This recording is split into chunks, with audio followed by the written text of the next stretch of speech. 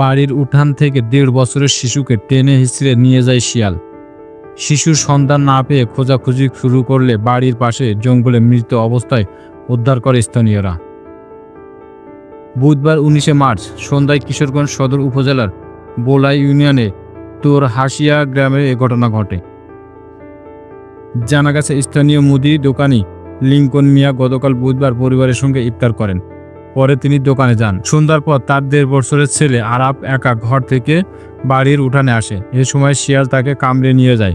খোঁজাখুঁজির এক পর্যায়ে প্রতিবেশীরা পাশের জঙ্গলে শিশুটিকে পড়ে থাকতে দেখেন। পাশেই একটি শিয়াল দেখতে পান। এ সময় মানুষ দেখে শিয়ালটি পালিয়ে গেলে শিশুটিকে উদ্ধার করা হয়। শিশুটির গলায় শিয়ালের কামড়ের দাগ দেখা গেছে বলে জানিয়েছেন বাবা লিঙ্কন মিয়া। শিশুটির দাদা লালু মিয়া বলেন, আমার নাতি আরাপ ইফতার শেষে ঘর থেকে বের হয়ে বাড়ির উঠানে খেলাধুলা করছিল। হঠাৎ করে তাকে আর পাওয়া যাচ্ছে না। বাড়ির আশেপাশে সকল জায়গায় খোঁজাখুঁজির পর এলাকার মসজিদে মাইকিং করা হয়। এ সময় একজন লোক খায়রুল ইসলামের জঙ্গলে বাচ্চাসহ একটি শিয়ালকে দেখতে পেয়ে সামনে যেতে শিয়াল চলে যায়। আমরা সবাই গিয়ে দেখি আরাপের গলার কামড়ের দাগ, বুকে নখের আঁচড়।